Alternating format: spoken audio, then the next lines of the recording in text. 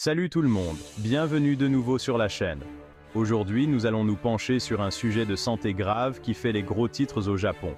Une infection bactérienne rare et potentiellement mortelle connue sous le nom de syndrome de choc toxique streptococcique, ou STSS.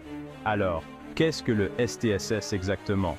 C'est une maladie grave causée par une infection bactérienne qui peut entraîner un choc, une défaillance d'organes et même des maladies nécrosantes. Oui, vous avez bien entendu, nécrosante. Cette année, le Japon a enregistré un nombre record de cas de STSS, avec plus d'1 millier signalés au cours des 6 premiers mois seulement.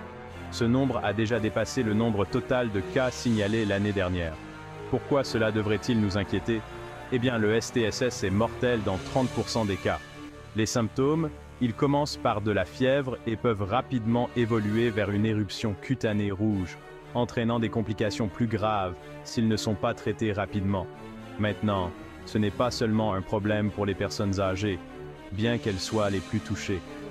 Tout le monde doit être conscient et vigilant. La hausse du nombre de cas a été suffisamment importante pour que l'Institut national japonais des maladies infectieuses lance un avertissement. On peut se demander pourquoi cette augmentation soudaine?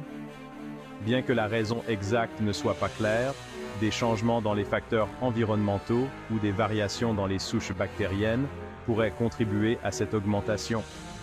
Cela nous rappelle à quel point les maladies infectieuses peuvent être dynamiques et imprévisibles. Rester informé est votre meilleure défense. La sensibilisation et une intervention médicale précoce peuvent réduire considérablement le risque de complications graves. Si vous êtes au Japon ou si vous prévoyez vous y rendre, tenez-vous au courant des avis de santé s'y rapportant. N'oubliez pas que si le STSS est rare, sa progression rapide et sa gravité exigent la prudence.